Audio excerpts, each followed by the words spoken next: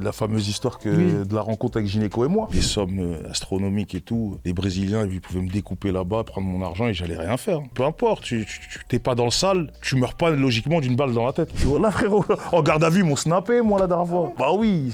Oh mais Bakhao, faut le libérer. Au moment où ils m'ont fait ça, pour moi, ça y est, ils m'ont étouffé, j'arrivais plus à respirer. Genre quand ils m'ont fait ça, pour moi, ça y est, je suis mort. Et Gynéco, lui, il a rencontré Sarko. Je peux pas te dire vraiment comment, mais Bruno, c'est un mec, Sarko, il a dû lui dire alors, je fais mon truc. Ah ouais. Salut à tous, j'espère que tout le monde va bien. Bienvenue sur Rap Punchline, on se retrouve pour le format phare de la chaîne, l'entretien. Et aujourd'hui, je suis accompagné d'un invité de qualité, d'un invité d'exception, Monsieur Bakhao. Salut, c'est Bakhao, on est sur Rap Punchline. Comment ça va, Bakhao? Comment ça va? Merci à toi. Tu vas bien? Tu sais qu'aujourd'hui, tu inaugures ce nouveau setup. Ouais, c'est ce que tu m'as dit en off. T'es le premier invité. Ah bah, je suis heureux. Hein. Nous, on nous a dit, voilà, on arrive dans une nouvelle ère pour le format entretien. Tu as un nouveau décor, un truc bien joli. On s'est dit, il nous faut Bakhao. Parce qu'en plus, t'es dans l'actu, parce que tu viens de sortir ton premier livre. Libéré. En hommage à Libéré Bakhao, aux éditions Face Cachée. Un super livre, je te dis la vérité. Moi, je l'ai dévoré. J'ai vraiment kiffé mon moment. En plus, il est pas très long. Ça se lit assez rapidement. Et surtout, il est très imagé. Il te renvoie dans tes nombreux voyages, que ce soit en Martinique, que ce soit en Thaïlande, que ce soit au Brésil, même au Blanc-Ménil quand t'es jeune. On voit les joies. On retrouve beaucoup d'endroits dans ce livre, c'est ma vie. C'est ça, ouais. Avant de démarrer vraiment l'interview, je vais te poser 5 questions. C'est une petite nouveauté là qu'on a avec justement ce nouveau décor. C'est des questions assez basiques, aucun piège. La plupart, on peut les retrouver même dans le livre. Je vais d'abord te demander ton nom et prénom à l'état civil. Dehabou. Dehabou. D-E-H, le nom, prénom Abou. Simple, clair. Tout simple. D, il y a quelque chose après, les profs, ils aiment bien dire D, ouais, tout simplement. Il y en a qui m'ont juste écrit D, genre juste la lettre D. Non, mais comme c'est D-E-H, tu vois. Après, tu connais les blagues d'enfants, on joue au D. Ouais, il y avait droit tous les jours, moi. J'aimerais maintenant que tu me parles et que tu me donnes le nom du titre de ton tout premier single. Dans ma vie, le Z-Rap sur la frappe. Raconte-nous un petit peu, parce que moi j'ai lu le livre, mais tout le monde ne sait pas l'anecdote. Ok, parce qu'il y a une grosse anecdote en plus. Bien sûr, Z-Rap sur la frappe, on est en 98, il y a la Coupe du Monde en France, et il y a deux grandes macités, Momo Rezouk, paix à son âme, et Stéphane Marcia, nous on était un peu le groupe de la ville, le groupe phare de Blanc-Ménil, l'équipe Z, donc il nous dit de faire un rap sur le foot. On fait un rap sur le foot et tout, et ils le sortent en single. Il y a, comment ça s'appelle, la députée Marie-Georges Buffet, à l'époque qui s'occupait elle nous a donné, comment ça s'appelle, une subvention. Ouais, c'est une subvention. Ouais, elle s'occupait du sport et jeunesse, donc elle nous a donné une subvention de 10 000 francs à l'époque, qui font 1 500 € aujourd'hui, et ça nous avait permis de sortir des singles. Et plus la France y gagnait, plus on passait en radio, jusqu'à ce fameux jour de la finale. On se retrouve à Stade 2, sur France 2, le jour de la finale, suivi par des millions de personnes, et pas internet à l'époque. Donc, et on a chanté ce titre, le Z-Rap sur la frappe. Et il y a encore des vidéos où on peut retrouver le titre sur YouTube, si, je suis passé dans une émission récemment, et ils ont retrouvé les archives. Je les avais jamais vues de ma vie. Ils m'ont fait une surprise, et ils m'ont remis les images. Je suis là tout petit, sur le plateau, avec mon maillot de l'équipe de France. Ah non, franchement, ils m'ont fait des frissons comme l'ont mis quand même. Ben ça tue, ça c'est une belle première expérience. De fou frérot, t'es fou au collège, putain, à l'époque, 14 ans, vous passez à la... T'es fou, t'es les stars de l'école au collège, je suis devenu Brandon en une seconde, Brandon de Beverly Hills, non c'est ça? Ouais. Et les profs aussi, ils savaient? Ouais, ben si, ils savaient justement, mais bon, ils nous ont pas trop encouragé quand j'y pense. Ils ont dit, la musique ça sert à rien. Aujourd'hui j'ai une table des matières. Est-ce que maintenant tu peux me parler de ton tout dernier projet? Le dernier, celui-là qu'on a sorti, c'est... Ce vendredi exactement. Et ce projet-là, franchement, je suis content. J'ai vraiment fait ce que je voulais dans cet album. J'écoute que mon public, moi. Le peu de public que j'ai, j'en ai pas 100 millions, mais peu de gens, j'essaie d'écouter. Comme pour l'idée du livre. Sur l'album, ils m'ont dit, Bakhao, t'as vu tes trucs en interview, on kiffe trop, tu peux pas nous les mettre un peu en musique? Donc, pour pas être trop relou non plus, j'ai fait, sur les 9 titres, il y a au moins peut-être 3 ou 4 storytelling. Vraiment, je te raconte une journée basique de Bakhao. Il y a un son qui s'appelle Fortaleza. Je te raconte, je me lève et 10h, qu'est-ce que je fais? Il y en a, ils boivent leur café. Moi, je te raconte, Bakhao, je fais ça, après je vais à l'aéroport, je donne l'argent à la mule au Brésil, le mec qui vient me chercher. Bref, vraiment nature peinture et tout droit. J'ai un deuxième son peut-être qui s'appelle Placard aussi. Je te raconte une journée normale quand je me lève au placard, ce que je fais, vraiment dans l'intimité un peu, tu vois. Et ça m'a plu cette expérience. Et je voulais pas trop les saouler, en faire tout un album. Donc il y en a 3-4 très sympas. Et le reste, on a invité Kalash Criminel, qui est le titre est sorti avec le clip ce vendredi, avec l'album. J'ai invité Titoff pour un grand big up pour la Martinique qui est une île Sparta. de cœur. C'est mon île de cœur, la Martinique. J'ai beaucoup d'anecdotes chez eux. Moi, ils font partie de ma vie. Donc Titoff, le frérot, que j'aime beaucoup. Et humainement, au-delà, moi, mes featuring, c'est vraiment avec l'humain. Moi, je peux pas chanter avec un mec si pas de l'humain, on n'a pas quelqu'un en commun et que ça glisse direct. On se check. T'as vu, je suis pas dans les noms, j'invite pour inviter. Non. Tu regardes mon premier album, c'est qui a invité? Doc Gineco, Fianso, Wally Seck, grand chanteur du Sénégal, laisse tomber. Et j'ai invité Blancoc, la Dream Team et Sogoff. Que des gens du cœur. C'est très beau. De toute façon, on va en reparler au fur et à mesure de l'interview. Maintenant, j'aimerais connaître la date qui a changé ta vie. La date qui a changé ma vie, je l'ai pas en mémoire, mais j'ai l'année. C'est en 2003, la rencontre avec Doc Gineco. Je le connaissais d'avant, on s'était perdu de vue pendant 3-4 ans. Lui, il était parti aux États-Unis, il était parti un peu partout. Et pour te dire, le jour où je l'ai croisé dans sa voiture et je lui ai dit, ouais, il m'a dit, tu connais mes textes. Il y a la fameuse histoire de la rencontre avec Gineco et moi. Bien sûr, je connais tes textes, frérot. C'est bon, je t'embauche. M'embauche de quoi? Je fais une tournée. C'est bon, t'es mon backer. Il me dit, t'es sûr, je connais tes textes. Ce jour-là, ça a changé ma vie, puisqu'on est en 2024 et depuis 2003, je l'accompagne sur scène. 20 ans. Et ça, c'était une journée où toi, t'allais chercher du taf en plus. Exactement. Je trouvais rien. Un boulot, ouais. Ça, c'est un truc de ouf. J'allais une intérim, ils m'ont dit dans le 18e, là-bas, ils prennent des petits jeunes. Et c'est là que je l'ai croisé. Et direct, j'ai vu son gros bonnet rose, tout ça. Donc, il était content de me voir. Ça fait 3-4 ans, il m'avait pas vu. Donc, ça l'a fait plaisir en même temps. Et c'est venu tout naturellement, quoi. L'affinité qu'il a pour toi, elle commence à ce moment-là, je dirais. Oui, on va dire oui, bien sûr. Puisque, à la base, s'il m'aurait pas parlé de Zakia, je sais pas s'il m'aurait laissé le numéro ce jour-là. Et en plus, moi, il me laisse une mission, donc Gineco, tiens, content de l'avoir vu. Alors là, la mission, frérot, je l'ai menée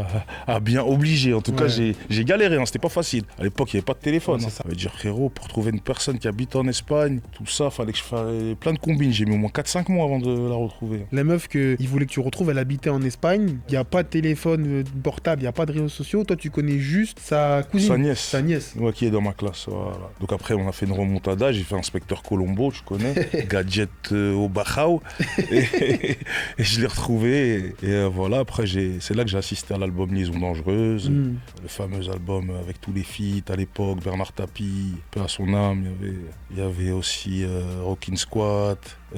On avait fait ça chez les Rita Mutsuko à l'époque, un très grand groupe. Je me rappelle, je dormais chez Catherine Ringer, des Rita Mutsuko et tout. Moi j'étais tout petit, hein, je te dis pas de ça, j'avais 15 ans, même pas 14. Tu les as revus? Quelques-uns, Squat, je suis tous les jours avec lui, Rockin' Squat. Après non, je les ai pas revus. Je sais que le groupe Rita Mutsuko, le mari, il est mort, donc il est décédé. Donc j'ai pas revu Rita. Comment s'appelle Catherine Ringer? J'ai pas eu l'occasion, quoi. Mais c'est bien parce que Doc Gineco, c'est un nom qui revient aussi beaucoup dans ton livre, parce qu'on est là forcément pour parler du livre Libéré de Bachau, en référence à, tu vois, forcément au son Libéré Bachau. Avec Fianso, tu vois, aux éditions Face Cachée. Je le montre bien pour qu'on puisse, tu vois, admirer cette belle, ce beau portrait de toi avec la phrase choc, c'est l'argent sale ne fait pas le bonheur. Il y en a qui disent que l'argent ne fait pas le bonheur, c'est souvent, il y en a des gens qui disent oui, non, mais ce qui est sûr, c'est que l'argent sale. Moi, je parle du sale. Ouais. L'argent sale. Parce qu'il ramène beaucoup de problèmes, il y a la prison, il y a la mort. Donc le sale, il fait pas le bonheur. Il y a un truc qui revient souvent dans ce livre, c'est le nombre de paix à son âme, quand tu parles de quelqu'un, tu vois, qui repose en paix. Parce qu'on se rend compte que dans ton épopée, dans ta vie, il y a plein de gens que tu as côtoyés qui aujourd'hui ne sont plus vivants. Ce monde, bien sûr. Et en fait, à la fin, tu as presque l'impression que toi, t'es un peu un rescapé. Exactement. Tu vois, t'es un peu un miraculé. Parce qu'il y a plein de gens, tu vois, on ne pourra même pas tous les citer, qui ont perdu la vie, tant toi dans ton aventure, et toi, on te voit, grâce à Dieu, toujours. Ouais, grâce à Dieu, exactement. Et est-ce que toi, tu te rends compte de cette chance que t'as d'être resté indemne? Dieu merci, je suis passé à travers les filets, hein, parce que moi, j'aurais pu, comme j'ai dit, au Brésil, quand je venais avec des sommes astronomiques et tout, les Brésiliens, ils pouvaient me découper là-bas, prendre mon argent et j'allais rien faire. Tu peux être qui tu veux dans ta cité. Tu vas faire une descente à Rio? Si je te dis, frérot, ils m'ont pris mes sous, viens, on va à Rio récupérer les sous. Qui est fou en France pour me dire, Bachau, je t'accompagne? Tu vas rien faire au final. Mais c'est pareil pour eux aussi. Un Brésilien, il vient là tout seul, il connaît personne. Donc voilà, pour te dire vraiment, je suis un rescapé de ça. J'ai pris des risques que j'étais inconscient dans la jeunesse. Franchement, c'est inconscient d'aller avec des valises d'argent là-bas, les payer. Heureusement que moi, là-bas, j'avais des gens sûrs. Là, même en Martinique, tu vois, quand j'étais là-bas et tout, c'est que avec des gens, des amis à moi qui, aujourd'hui, malheureusement, il y en a. Lui qui m'a fait découvrir la Martinique, vraiment mon gars de là-bas, le H, lui, il est décédé déjà. L'année dernière, ils l'ont rafalé de balles, sans compter son frère l'américain, sans compter, là, il n'y a pas longtemps, à Blanc-Ménil, un petit frère à moi, la weed, balle dans la tête. Donc voilà, tout ça, c'est l'argent, c'est les trucs de sale, hein. Il y a du sale derrière. Si t'as une vie lambda, tu vas travailler, tu vas à la boulangerie, peu importe, tu t'es pas dans le sale, tu meurs pas logiquement d'une balle dans la tête. À moins que c'était une erreur, t'étais là, mauvais endroit, mauvais moment. Donc quand je dis ça, les gens ils disent ouais bah j'en ai croisé qui m'ont dit ah bah l'argent sale il fait pas le bonheur, mais ça, je dis frérot, compare pas l'argent sale et l'argent propre, parce que frérot faut assumer l'argent sale. Si t'arrives une histoire dans l'argent sale, qu'on va venir toquer chez ta mère, on va mettre ta mère par terre, pardon, excuse-moi, mais c'est pour de vrai. Ça rigole pas les affaires de ça là. Tu vends pas des parfums, hein. Frérot, les gens si tu dois de l'argent, ils viennent chez toi, ils t'attachent, ils te. Donc croyez pas que c'est les trucs de film, ouais ça va aller, je lui tire dessus. Quand ta mère elle va pleurer ou ta soeur et tout, frérot, donc c'est pour ça que je dis aux jeunes, mon seul conseil que je peux vous donner, apprenez de mes erreurs. Moi je suis un rescapé, dès que j'étais en Martinique, j'ai vu comment la dureté de la prison, de l'incarcération là-bas, conditions de détention, que j'aurais pu même mourir là-bas pour une affaire, j'ai pris 4 ans, on aurait pu venir m'enterrer, mes parents venir chercher mon corps. Je suis sorti, j'ai dit moi j'arrête tout, mais ça sert à rien tout ça. La paix mieux que l'argent, si je peux passer un message aux petits frères toujours. Parce qu'en plus t'en parles, toi tu dis que à quel point malheureusement cette vie que t'as eue dans le trafic, ça a aussi impacté ta famille, parce que ton petit frère Karim, exactement. il a été aussi incarcéré de ma faute. En volant. Bah oui. Un peu, parce que tu lui avais demandé un service, c'est ça? Je lui dis ouais va chercher telle personne, c'est de ma faute. Inconsciemment, c'est de la mienne. Et comment on vit de voir son petit frère incarcéré alors que lui il est pas dans les histoires? Tu le décris souvent comme un mec vraiment calme. Ouais, non, calme. Ouais, et tu le vois. Parce qu'ils disaient les sportifs, nous on était les gens de on veut bicrave, on fume. Eux c'est les mecs, chez nous, dans chaque cité il y a les mecs qui jouent au sport. C'est pas dire autant que c'est pas parce que t'es un voyou, parce que c'est toi qui bicrave. C'est des gens justes, ils sont dans leur délire, ils travaillent, ils sont pas dans les trucs. Et mon petit frère Karim, quand ça lui est arrivé, ça m'a fait mal au cœur de ouf. Déjà à la base, quand il est béton lui, il est béton avec au moins 5 têtes, des petites chez moi, 5 têtes que j'aimais bien. Les 5 je les aimais bien, et plus il y avait mon frère. C'est vraiment ce coup-là. J'ai dit je travaille plus avec la famille. Quand je dis je travaille pas avec la famille, mais quand je dis je travaille plus avec les gens de chez moi. C'est là que j'ai arrêté d'envoyer les petits frères de chez moi avec les baskets et tout. Parce que même nous, tellement l'argent est rentré, c'était un jeu pour nous. Je te dis la manière de mettre le produit dans les baskets, les douaniers ils voyaient rien. Donc nous, inconsciemment, taxe arrivée, on prend 60 000, on prend 100 000, je renvoie, c'était fast life. C'est ça, en fait, vous faisiez transiter, c'était dans la semelle des baskets. Ouais, nous on avait un cordonnier qui avait une technique de fou. Et pendant 4 ans, on est passé jusqu'à qu'ils nous ont pété. C'est là qu'après on a arrêté. Parce que pendant 4 ans, on avait fait les baskets, on avait commencé au Sénégal. Sénégal, comme j'ai raconté, c'était trop cher. On est parti au Brésil parce qu'on l'a touché à 5 000, on pouvait la revendre à 35. Tu vois la marge. Je la touche à 5, je donne 5 au mec. Elle me coûte à 10, je la revends ici, je fais 25 000.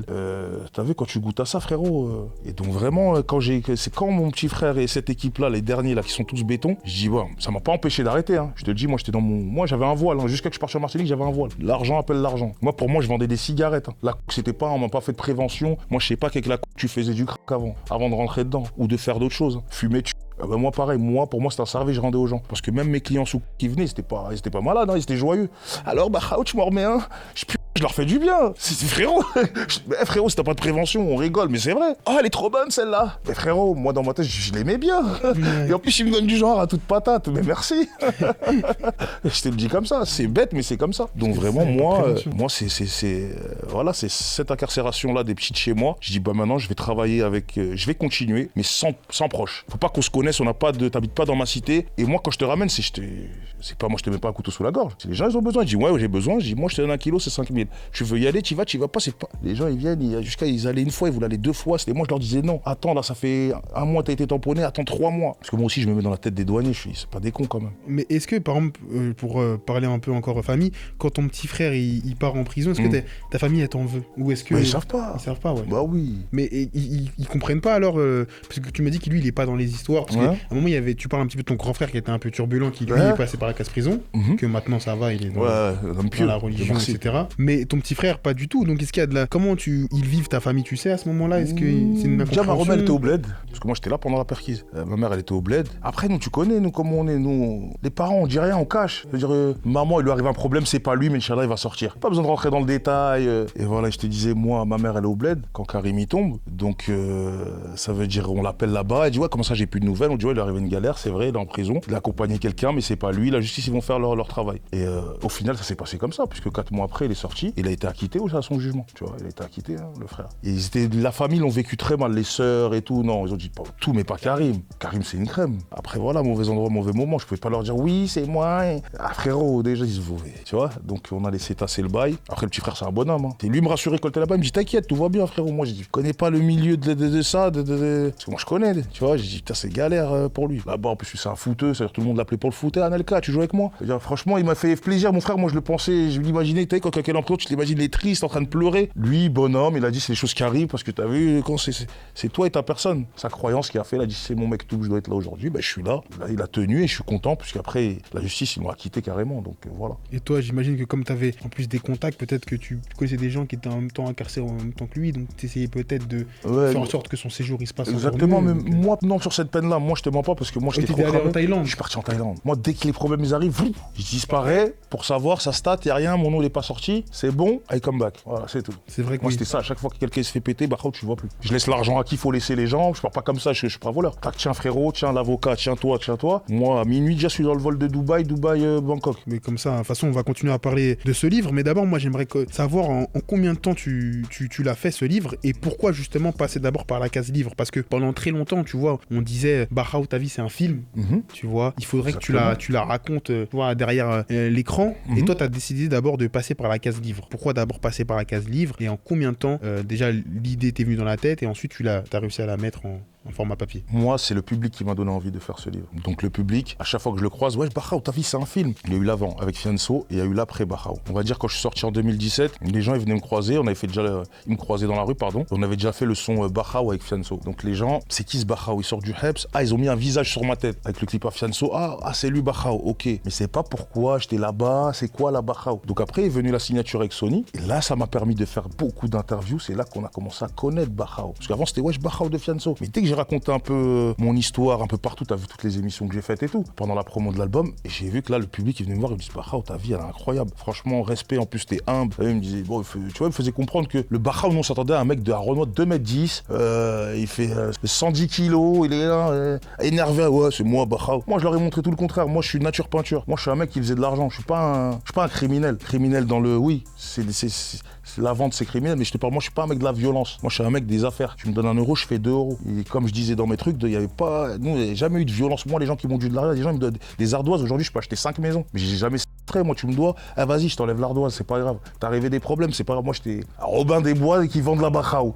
C'est-à-dire, je pouvais t'effacer des dettes que les gens, ils viennent chez toi, frérot, ils disent, tu payes tout de suite. On s'en fout, donne ta bécane, donne 2-3 voitures. Frère, tu nous payes tous les mois. Donc, moi, il n'y a pas de violence dans ça. Et je te disais, après la signature, les gens, je croise dans la rue, Barhao, ta vie, c'est un film, ta vie, c'est un film. Et jusqu'après, il y a eu le Covid. Moi, je suis sorti mon album, j'ai eu la poisse. Bon, la poisse, c'est peut-être pas. Hein. Moi, je suis un mec de. Quand les étoiles s'alignent, ça s'aligne. S'il n'y a pas, c'est que peut-être c'était pas bon. Je sors mon album en février 2020. Le Covid arrive en mars 2020. Donc, heureusement que j'avais tourné les émissions avant. Oh, sinon, c'était.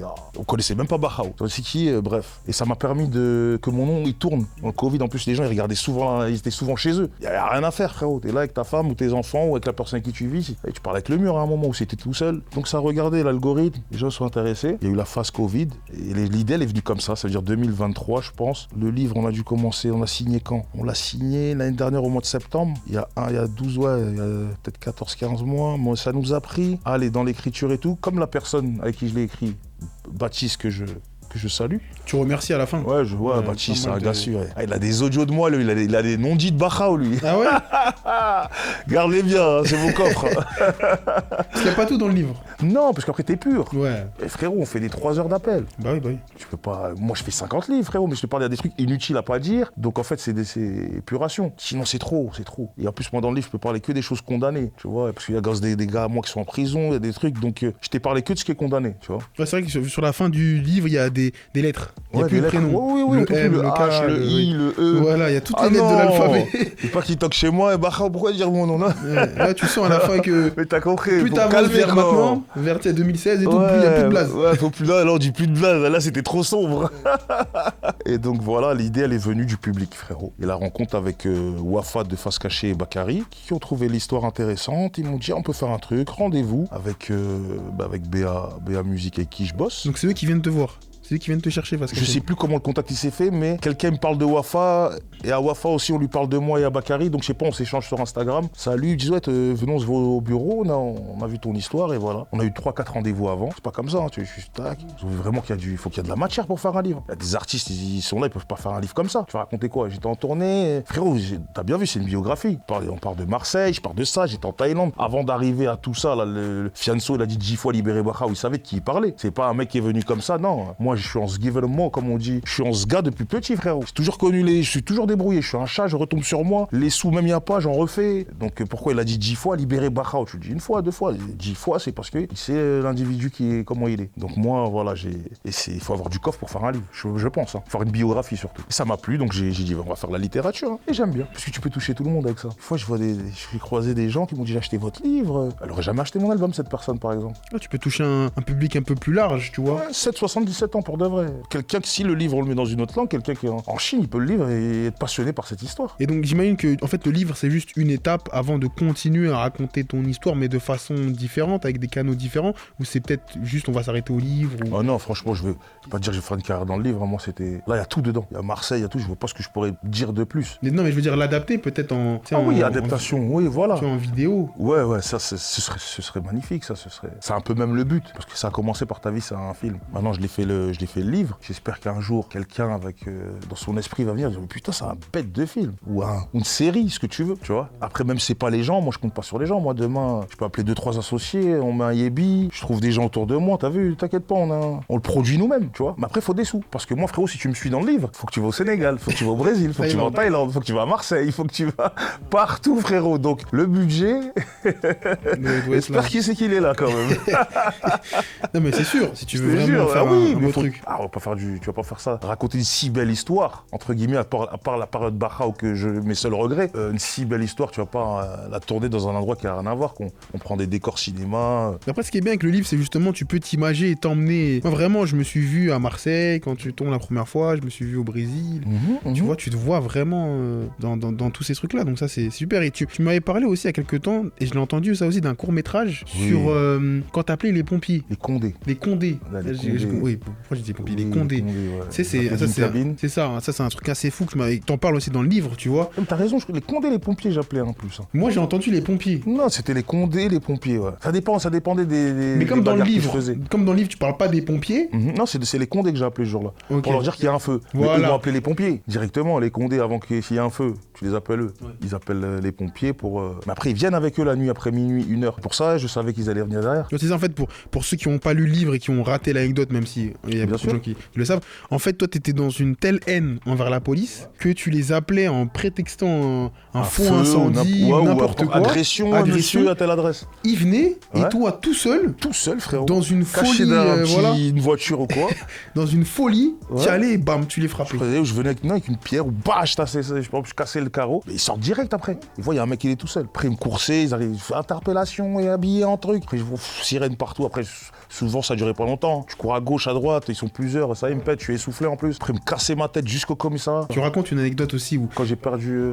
T'as perdu connaissance pendant Bien sûr. Quand je me suis réveillé, frérot, c'était un truc de ouf. Ce jour-là, j'ai perdu connaissance parce que je me rappelle du dernier mot du Condé. Parce que tellement il m'avait tiré dessus avec les flashballs, je tombais, je me relevais, je voyais, et je me rappelle, les mecs m'ont cité, laissez-le, tous ils étaient autour. Jusqu'à qu'ils ont réussi à m'attraper, ils m'ont mis dans la voiture. Mais ils m'ont pas mis en mode assis, ils m'ont mis par terre, t'as vu où tu mets tes pieds, à l'arrière. Ils m'ont jeté dedans et je me rappelle, ma tête elle était comme ça, et il m'étranglait. Et en te mettant le genou contre la nuque. Voilà, il m'a mis son genou là, ici, et c'est là que je sais, après j'ai plus de souvenirs. Et mon souvenir après, c'est que je me réveille, je suis allongé sur le banc avec une menotte comme ça. Il dit, il se réveille. Et je me réveille comme ça, je vois tous les Condés autour de moi. Bref, je suis posé, je suis gonflé partout, et je vois le chef de poste, il arrive. Le chef de poste, il me dit, D, ça va, t'es sûr? Je dis, ouais, chef de poste, ça va. Je le regarde avec la haine de ouf, je dis, ça va. Il me dit, t'es sûr, ça va? Je dis, chef de poste, s'il te plaît, enlève-moi les menottes. Il me dit, mais non, pourquoi tu veux que je t'enlève les menottes? Je dis, chef de poste, je te jure, j'ai mal, enlève-moi les menottes. Toi, tu me connais? Il me dit, je te connais, parce que lui, c'était vraiment le chef de poste de là-bas. Le chef de poste, c'est le boss du commissariat. Façon de parler, c'est lui, si on te ramène à manger, il veut te donner. Si tu veux fumer une clope, c'est lui, il faut aller voir. Faut plutôt me être bien avec le chef de poste en garde à vue. T'as vu, pour être bien, avoir ton petit confort, tu vois. C'est-à-dire, lui, à chaque fois, quand je venais, il me dit, encore toi. Il me dit, tiens, une cigarette décompresse. C'était un bon de ouf. Mais ce jour-là, il n'y a pas de bon. Il n'y avait pas de lui, toi, t'es bien, t'es pas bien. Vous m'avez gonflé. Mais moi, dans ma tête, je suis un afflé. Je dis quoi? Chef de poste, s'il te plaît. Moi, je dis, t'inquiète pas, je vais rien faire. Tu veux que je fasse quoi? Vous êtes 10. Il s'est senti en sécurité. Il a dit, c'est bon. Je le connais, monsieur D. Je vais lui enlever les menottes. Je dis, chef, il n'y a que toi qui peux me les enlever. Il me dit, c'est bon, c'est moi, je lui enlève les menottes. Il me semble que les policiers à côté, ils veulent pas. Je dis, mais non, t'es fou. Ouais, ils veulent pas. Je le connais, le petit Abou. Mais là, il me connaissait pas, frérot. Après, quand je te dis ça, pas à son âme, parce qu'il est décédé, c'était un bon. Si c'est pas un bon, je t'aurais dit, je m'en fous. Et après, il m'a enlevé les menottes. Dès qu'il m'a enlevé la menotte, j'ai fait comme ça devant moi. Lui, déjà, je lui ai mis le premier coup de tête. Je l'ai attrapé là, coup de tête déjà sur lui. Le chef de poste. Ça veut dire, ils sont tous devenus ouf. Ils m'ont tous sauté dessus. Et rebelote. Là, j'étais par terre.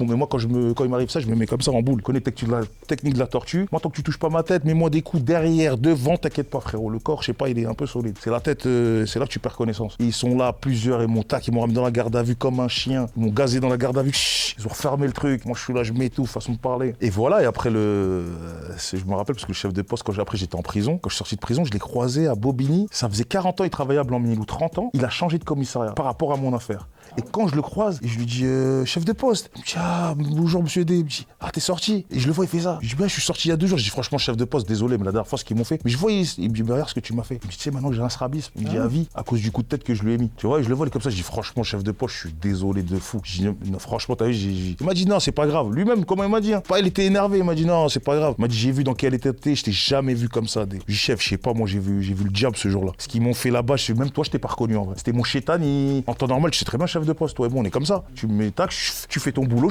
moi je suis dans la garde à vue, je te casse pas la tête. Et voilà, après on s'était fait une petite accolade, tout ça au chef de poste. J'ai appris qu'il était décédé juste après. C'est pour te dire vraiment les condés, les anciens du commissariat, tu vois, qui avaient des valeurs, des principes, tu vois. Pas les petits jeunes de maintenant que tu dis, hey, ta mère, voilà, je vois des condés maintenant, ils insultent les jeunes, parce qu'eux aussi ils sont jeunes, mais je vois le langage qu'ils ont, hey, cassez-vous maintenant. C'est quoi ces vieux trucs? Vous êtes la police. Moi, avant un policier, c'était un monsieur, t'avais peur un peu de lui. Il était un peu plus âgé que toi. Je sais pas comment dire. Il y a la police, frérot, c'est pas... Une autorité qu'il n'y a plus maintenant. Autorité, exactement. Ouais. Toi, tu trouves que la police, le niveau de la police, il s'est dégradé depuis l'époque où toi, tu les côtoyais? Moi, je pense, moi, je vois avec les jeunes et tout. Ouais. Franchement, la police de maintenant, après, je sais pas, les jeunes aussi, ils ont leurs torts, tout le monde a ses torts. Mais déjà, leur comportement, moi-même qui suis âgé, quand je me fais contrôler, je vois leur attitude, je pète les plombs. Juste comment ils sont. Tu il y a pas de... Tu fais un contrôle, tu peux dire bonjour. Tu peux venir, alors bonjour, il y a quoi là? Direct, je sais pas, t'as vu les trucs à 2 balles, 50. Et maintenant, ils sont très arrogants, moi, je te le dis. Les petits jeunes, là, je les vois. Mais après, moi, quand ils voient mon casier, parce que quand ils tapent, ils voient déjà, j'ai 40 ans, je suis là, je lui dis bonjour, prends mes papiers. Viens pas me casser la tête déjà, t'as vu? Après, quand ils voient un peu, ils disent, tac, le mec, il a 40 piges, il nous parle respectueusement. En même temps, maintenant, quand ils tapent, ils ont ton fichier. Ils voient les 17 condamnations, ils se disent, putain, il est très calme avec nous. Façon de parler, on va pas. Tu vois, si tu vois un mec qui est là, qui a des condés comme toi, j'en ai tapé c'est pas une fierté, mais j'en ai tapé à floison, frérot. J'ai 40 ans, là, je suis là, je suis avec mes enfants, tu me fais un contrôle, genre, ouais, la vignette, je sais pas, mais t'as vu de l'arrogance pour aller, vas-y, rentre chez toi, frère. T'as de la chance que je suis. Moi, je commence à m'énerver dans l'interview, désolé. Hein. Oh non, c'est pas bien, le petit frère, là, c'est pas bien. Bref, c'était comme ça, et ça monte à la tête. Et j'ai vu 2-3 trucs avec la police là, 2-3 fois, avec des mecs de chez moi. Après, je dis pas que c'est des blancs bleus aussi, mais franchement, le langage, il s'est perdu. Je sais pas, je sens que c'est. Je sais pas. J'écoute du Niska, du Bacha, où ils sont là. Et... Là, frérot, toi, tu regardes à vue, ils m'ont snappé, moi, là, dernière fois. Bah oui. Oh, mais un Bacha, faut libérer. Après, ça, c'est marrant. Moi, j'ai des galeries. Mais voilà, tu vois. C'est marrant. Mon pote La Flèche, il était en garde à vue aussi. Pareil, c'était là, en mode snap de ouf. Non, tranquille. Donc, ouais, on est aussi dans la voiture, quand les policiers ils te jettent dedans et qu'ils te tabassent et qu'ils mettent le genou sur la nuque. Est-ce que toi, t'as eu limite, c'est l'impression de mourir à ce moment-là? Est-ce que tu t'es dit peut-être que ça peut être la fin, tellement en fait la brutalité des policiers à ce moment-là, elle est folle? Est-ce que bien sûr. Au moment où ils m'ont fait ça, pour moi, ça y est, ils m'ont étouffé, j'arrivais plus à respirer. Genre, quand ils m'ont fait ça, pour moi, ça y est, je suis mort. Toi, la dernière pensée, c'est en fait peut-être... Je suis là, je sais, comme je t'ai dit, dès qu'il m'a dit ça, je sais plus, alors ça, le petit il m'a mis des patates en même temps, son pote, il me fait, c'était trop, frérot. Je peux pas te raconter dans les détails, ça, frérot, c'est l'euphorie. Tu te rends compte, frérot, j'étais là, ils étaient au moins plus de, 7-8 voitures, au moins 30 condés pour un seul mec. Tous les mecs m'instaient, j'étais là, et je me suis dit, sans abuser, je me suis mangé 7-8 balles de flashball. Là, et à bout portant. Je tombais, je me relevais. Je te jure, Terminator, je sais pas comment j'ai fait ce jour-là. C'est vrai, ce jour-là, c'était on pouvait pas me reconnaître. Ah, j'étais en pétard. Même ma mère, elle vient, je me parle pas, je m'en fous, pour te dire. C'est-à-dire en pétard, frérot. Voilà, après, quand je t'ai dit, c'est pour ça que le chef de poste, j'ai dit, frère, si je m'énerve, il va jamais m'enlever les menottes. Moi, à la base, quand je fais ça, je me dis, ce qu'ils m'ont fait là, faut que j'ai une petite vengeance. Ça va pas durer longtemps. Il y a 10 mecs autour de toi, si t'en tapes un le premier, ça, les 9, ils montent sur toi. Mais si, il faut qu'il y en a un, il se mange un coup. Malheureusement, c'était lui qui était en face de moi, t'as vu? Ça veut dire vraiment, et ça m'a encore plus vénère. Je dis, en fait, mais c'était pas la première fois, parce que moi, je connais le vrai visage des condés. Normalement, quand tu vas au commissariat, quand j'ai commencé ma guerre, là, on parle de celle-là, quand je suis béton pour cette affaire. Et c'était peut-être la dernière, c'était la 7-8e fois. Pourquoi je sors et je refais la même chose? Parce que je voyais leur vrai visage là-bas. Là-bas, que c'était dans la cellule, des insultes de fous, des mêlades de malades. À chaque fois que je les tape, par exemple, je me bagarre avec eux, il y a la bagarre sur place. Mais quand ils t'emmènent dans la voiture, tu crois qu'ils te laissent comme ça? T'es là, t'es pas là en garde à vue pour vol. T'as compris? T'as tapé un collègue à eux. Mon frérot, dis-toi ce que je me mangeais, moi, là-bas. Frérot, j'aurais pu mourir 100 fois. Des écrasements comme ça, ils m'en ont fait plein. Là, quand je regarde même les trucs, je sais pas, au State, là, il y a eu le mec qui a eu ça sur pareil. George Floyd, voilà. George Floyd, ouais. Tu vois, les trucs comme ça. Ça, on m'en a fait.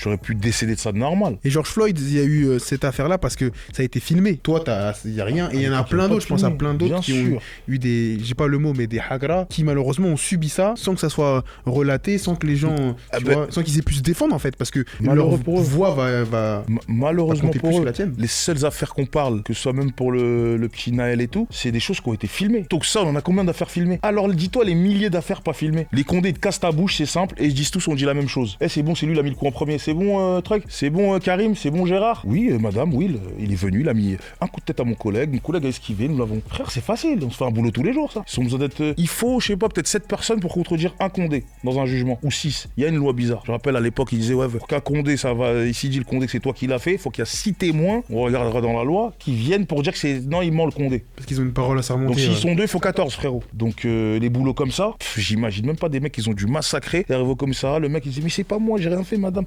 Non, t'as vu. On les connaît ces trucs-là. Bah l'affaire Michel Zecler, tu te rappelles le producteur. Michel, en plus je le connais bien, Michel. Au tout début, c'est lui qui est avant que la vidéo sorte. Heureusement qu'il y a la vidéo. C'est lui qui est incriminé au tout début. Bien fait de parler de ça. On n'aurait pas eu la vidéo, même lui il a dit moi j'aurais été en prison. Bah au début il était au. Ouais ça y est, il était garde à vue, c'était lui en garde à vue. Et Michel en plus gros casier, il venait de sortir d'une grosse peine, je le connais très bien hein, Michel. J'ai fait la tournée avec lui et Valou Gold. On a fait la tournée Secteur 1 en 2018. C'est là que on s'est rencontrés. Moi je venais de sortir de prison. Tac, et j'ai rencontré Michel, t'as vu. Et qui voilà, et on n'a jamais eu de soucis. Et quand son histoire elle est arrivée, ben, j'ai dit, même lui il a dit, heureusement qu'il y avait la caméra de son studio. Sinon c'était quoi? Là où oublie la caméra. Tac, Renoir costaud, ils auraient dit, ils sont rentrés dedans, on l'a tabassé. Il sera en mandat de dépôt et voilà. Pour prouver, vas-y, va prouver. Malheureusement, il y a plein d'histoires que, voilà, ceux qui ont été filmés, c'est ceux dont on parle, mais je pense qu'il y a plein de magouilles dans ça, après voilà. Et est-ce que ton corps il garde des traces de flashball, de violence? Quand j'arrive en prison, dans ce truc-là, non. Ton corps il garde des séquelles de ces moments-là, de cette ambassade? Non, Dieu merci frérot, ils savent pas taper. À l'époque, pas les maintenant, parce qu'ils vont tous au fitness park, je les ai vus. Ah ouais? Ouais, si, ils sont de plus grands et costauds. Non, mais les condés qu'on avait, c'était pas trop dans le sport, nous. Même courir, on les larguait. Les condés de Blanc-Ménil, ils savent très bien. C'est pour ça que c'est dit avant, les condés d'avant et les condés maintenant, c'est pas les mêmes. Avant, c'était comme si c'était nos darons qui nous coursaient. T'as vu, ton daron, il course. Tu mets à gauche, à droite. Même, il te met des coups. Rappelle-nous quand on était petits, les darons, ils nous mettaient des coups, tout ça. On se mettait en boule, on rigolait des fois. Wallah, frérot. Mais maintenant, façon de parler, là, ils sont là, tu sais. Là, j'ai vu les nouvelles équipes. Tu les vois, la sûreté et tout, là. On dirait c'est la bopée de je sais pas d'où. On dirait ils ont des affaires de ouf. Ouais, ils contrôlent des gens avec des tickets de bus. Ouais, de ouf. Mais je crois que la sûreté, pour y aller, il faut maîtriser un art martial. Donc, c'est-à-dire, ils sont. C'est pour ça que je t'ai dit, je vois leur corps. Ils sont là cette année, hein. Je te jure. Et justement, on parle de cette folie et cette haine que tu avais envers les policiers, mais on voit pas dans le livre le moment où tu parles du moment où ça s'est arrêté, où tu as commencé à ne plus avoir cette haine envers eux, tu vois, vraiment cette haine, cette violence. Tu sais que tu m'as posé une question et en réfléchissant, je viens de savoir, je te jure. Parce que ma dernière peine, c'est celle-là pour les Condés. On est en 2006. Ah, je sais ce qui m'a fait ça. Je crois que c'est les voyages, frérot. Les voyages. Parce que juste après ça, j'ai fait mon premier voyage au Sénégal. J'ai enlevé mes locks. Ça m'a fait un bien de fou. J'ai vu ma grand-mère d'âge. Je viens. Puis on est vers la Mauritanie, tu vois. Vraiment dans le village. On est loin de Dakar. C'est les cultures. T'as vu, les toilettes, c'est dehors encore. Tu vois, c'est. Ah ouais, c'est quand tu viens, que tu sais que tu viens de là. Ah, ça m'a fait quelque chose. Je savais déjà. Mais de le voir, ma grand-mère et tout, comment c'est des gens, comme on dit chez nous, machallah, de fou, frérot. J'ai compris pourquoi mon frère, quand il est parti là-bas, il arrêtait toutes ces conneries. Et c'est la première fois que tu y allais à ce moment-là? Au Sénégal, ouais. C'était moi le premier. Mon frère, ils avaient été, moi, j'avais pas été. Je vais au Sénégal, je rentre du Sénégal, je tombe amoureux du Sénégal, je fais le bouzou bazar. Et je dis, frérot, en fait, faut tout vendre. On est là, ils vendent des chips, des chewing-gums, des cafés. L'argent, là, pas faire qu'un truc. C'est là que j'ai fait. On avait notre petit terrain de bédo en haut et en bas, tu pouvais prendre ta boisson, ton café, ton thé, tes cigarettes au détail. Je te dis, juste avec le magasin d'en bas, je faisais 3 000 € par mois. Juste avec les bonbons chewing-gum et tout, là. Et l'argent propre. Ouais, propre. Et le sale, il faisait son chiffre. Et de là, c'est là qu'est venue la fameuse histoire de Toulouse, que j'étais à Toulouse, ça on va pas la raconter, elle est dans le livre. Ouais, on va pas tout dire, parce que comme ça, il faut que les gens... Mais elle est bien l'histoire de Toulouse. Mais non, mon gars, laisse-les aller apprécier. Où tu cours comme ça dans les... On parlait de comment t'as arrêté de taper les keufs. Oui. Donc frérot, je t'ai dit, c'est Sénégal, je vais à Toulouse. J'allais prendre 10 ans là pour le braquage et tout, par rapport à mon gars. Ok, il arrive ce qu'il arrive là-bas. Je sors, je dis, viens, on va en Thaïlande demain rejoindre les autres. Et c'est là que je suis parti en Thaïlande. Donc frérot, je vais en Thaïlande, c'est le fait de voyager. Je vais en Thaïlande, je kiffe et tout. Je reviens, j'achète le restaurant 2 mois plus tard. Donc en fait, c'est ça qui m'a fait oublier les trucs de Condé, l'argent. En fait, je crois que c'est l'argent qui m'a... J'ai vu que le papier est rentré, j'ai dit, qu'est-ce qu'il me prend la tête à taper des Condés et rester des 18 mois au Hebs dans une cellule parce que je les ai tapés. Il n'y a pas d'argent. Et c'est moi, je paye l'avocat et puis c'est, faut que mes refrains m'envoient des sous. Je dis, Bakhao, t'es pas fait pour toi, t'es trop intelligent. Je t'ai battu 8 fois avec eux, et vas-y. Et donc voilà, je pense que c'est ça qui m'a calmé corps, comme ils disent aux Antilles. Et forcément, quand tu vois tu vois, comme t'as dit tout à l'heure, le Naël, comme t'as vu, il y a d'autres bavures, on en a parlé. Et tu te dis, mais qu'est-ce qu'il faudrait qu'on fasse pour que ça change? parce que toi, ta voix a définitivement pas marché. Le fait de les taper, forcément, ça allait pas faire fonctionner la chose. Il y a eu des manifestations, il y a eu les gens qui filment, tu vois, les gens qui en parlent, mais j'ai pas l'impression que ça change. Qu'est-ce qu'il faudrait qu'on fasse pour que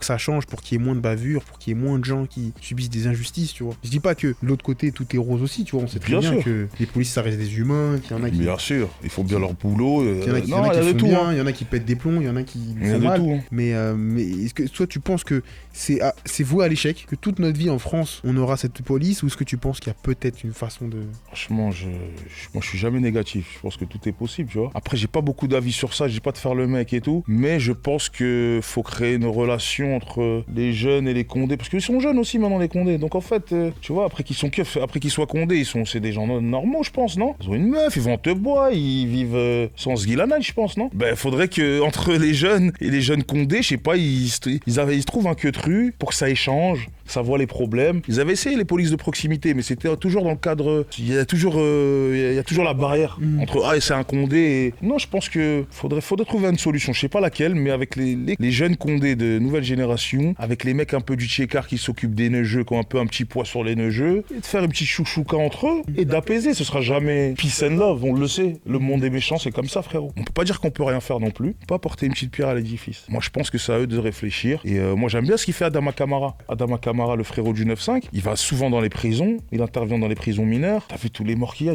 Quand je regarde son Instagram, quand je vois, c'est pour ça que je le respecte. Hein. Tous les jours, il a des mamans qui l'appellent, leur fils est décédé, il est là, il va à leur rencontre, parce qu'il a connu ça avec son frère et sa mère. Donc t'as vu, quand tu vis quelque chose, tant que tu le vis pas, des fois, t'as vu, tu dis ça arrive qu'aux autres. Et c'est pour ça que je respecte son combat, Adama Kamara, de fou. Franchement, c'est un bonhomme. Et c'est par des choses comme ça qu'on peut créer le lien, je pense. Voilà, après, moi, je suis un peu perché dans ces trucs-là. Je te donne juste mon avis nature-peinture, frérot. Il y a aussi dans le livre, on en a déjà parlé, mais j'aimerais juste qu'on en reparle un tout petit peu. C'est un monsieur que tu connais depuis presque 30 ans, c'est Bruno Bossir, et qui est doc gynéco. Tu vois, moi, j'aimerais vraiment, très brièvement, tu me parles de parce que tu as dit la date qui a changé ta vie, c'est quand vous vous êtes revus en 2003, mais j'aimerais que tu me parles vraiment de l'impact. Comment tu le qualifierais vraiment sa venue dans ta vie, doc gynéco, parce qu'il t'a apporté tellement, tu vois, tu le dis, tu l'as redit, etc. Mais j'ai presque l'impression que c'est pas le sauveur, mais en fait, sans lui, peut-être que ta vie, elle aurait été totalement... parce qu'il y a combien de condamnations où en fait il t'aide, ou alors c'est le fait de travailler pour lui qui t'aide. C'est un aussi. tout. C'est vraiment un tout. C'est la personne. En fait, moi, il arrive un moment où je suis jeune, j'ai 14 ans, je suis influençable à ce moment-là. Dis-toi que lui, il a 10 ans de plus que moi. Quand il m'invite dans ses albums et tout, j'ai 14 ans, je me retrouve dans le studio avec lui, il a 24 ans. Tu vois dans quel sens? Dire, frère,